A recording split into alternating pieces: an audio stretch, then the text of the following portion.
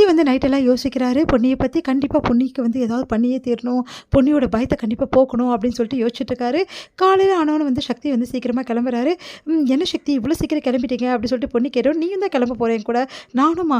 என்னால முடியாது சக்தி. இந்த மாரி நிலைமையில நான் எங்கேயுமே வரல. யார் முகத்திலயும் முழிக்க முடியாது சக்தி." அப்படின்னோனே, "அதெல்லாம் ஒண்ணும் கிடையாது. நான் கூப்பிடுறேன். நீ வந்து தான் தீரணும்." அப்படின்னு சொல்லிட்டு சொல்றாரு. "என்னால வர முடியாது சக்தின்னு சொல்றா. வரணும் அதெல்லாம் தெரியாது. வா போலாம்." அப்படின்னு சொல்லிட்டு போயிடுறாரு. வேற வழி இல்லாம வந்து பொன்னியும் கிளம்புறாங்க. அடுத்து பொன்னியும் சக்தியும் வந்து கிளம்பும்போது எல்லாருமே ஆச்சரியமா பார்க்குறாங்க. "என்ன காலையில எங்கே கிளம்பிட்டீங்க நீங்க 2 பேரும்?" அப்படின்னு சொல்லிட்டு கேட்குறாங்க. "போம்போது எங்கே போறீங்கன்னு கேட்காதீங்க. நாங்க ஒரு முக்கியமான இடத்துக்கு புருஷ பொண்டாட்டி கூட 1000 இருக்கோம். அவங்க போறாங்க. உங்களுக்கெல்லாம் என்ன பிரச்சனை?" அப்படின்னு சொல்லிட்டு சக்தியோட அப்பா கேட்குறாரு. "இல்ல திடீர்னு வந்து பொன்னிய கூட்டிட்டு போறானே அதான் கேட்டேன்." "இங்க பாருங்க பொன்னிய கூட்டு நான் வெளிய போறேன். அவளுக்கு ஒரு மாதிரி உள்ளுக்குள்ளே இருந்தா ஒரு மாதிரி இருக்கு. அதான் கிளம்ப போறேன். சக்தி நீங்க கண்டிப்பா இன்னைக்கு ஆஃபீஸ்க்கு வந்தே ஆகணும். முக்கியமான வேலை இருக்கு. அதெல்லாம் அப்புறம் பார்த்துக்கலாம் பிரீத்தி. எனக்கும் பொன்னிக்கும் ஒரு முக்கியமான வேலை இருக்கு. நாங்க வெளிய போறோம். போயிட்டு அப்புறமா தான் வருவோம்." அப்படின்னு சொல்லி சொன்னோனே, உடனே வந்து செமையா டென்ஷன் ஆகுது பிரீத்தி. "இப்ப எதுக்கு ஆஃபீஸ் கூட இல்லாம?" "இல்ல சக்தி ஆஃபீஸ்ல ஒரு முக்கியமான வேலை இருக்கு. அதுக்காக நீங்க வந்தே தீரணும். இது இங்க பாரு பொன்னி கூட போறது தான் எனக்கு முக்கியமான வேலை. அதோட முக்கியமான வேலை எதுவா இருந்தாலும் அத அப்புறம் பார்த்துக்கலாம். எல்லாத்தையும் போஸ்ட்போன் பண்ணி எதுவா இருந்தாலும் ஃபோன்ல பேசிக்கலாம்." அப்படின்னு சொல்லிட்டு கிளம்புறாரு. உடனே பிரீத்தி செம்ம கடுப்பாறாங்க. எங்க தான் வந்து இவங்க 2 பேர் போறாங்கன்னு சொல்லிட்டு.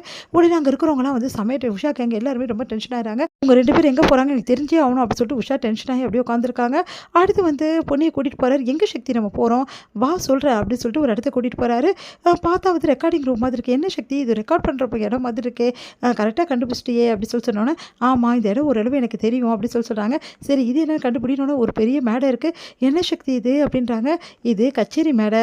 இங்க தான் பிராக்டிஸ் நடக்கும். புரியுதா? நிறைய பேர் கேட்டுட்டு இங்க ஓகே பண்ணா தான் வெளியவே பண்ண முடியும்." அப்படி சொல்லிட்டு சொல்றாரு.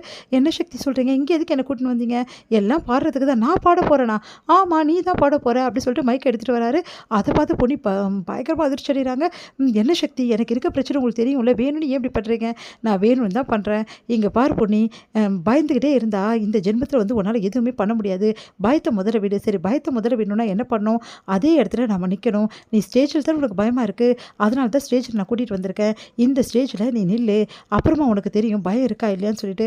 "சக்தி என்னால முடியுமா?" "இங்க பாரு மக்கள் யாருமே கிடையாது." "ஆமா சக்தி மக்கள் யாருமே இல்லையே ஏன்?" அதனால தான் சொல்றேன் யாருமே இல்லல்ல. இப்ப ஸ்டேஜ்ல நின்னுட்டு இருக்க.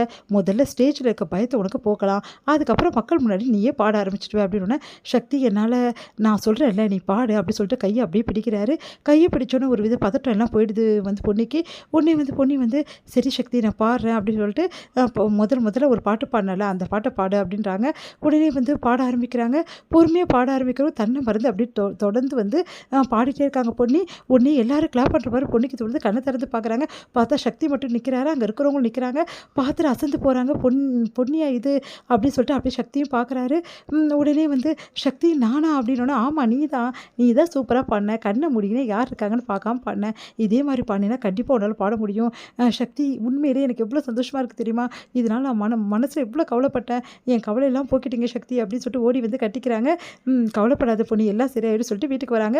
வீட்டுக்கு வந்தோனே எல்லாருமே வந்து கேட்குறாங்க, "எங்க போயிருந்தீங்க?" இந்த மாரி நடந்த விஷயத்த எல்லாத்தையுமே சக்தி சொல்றாரு. அத கேட்டு எல்லாம் அதிர்ச்சி அடைகிறாங்க.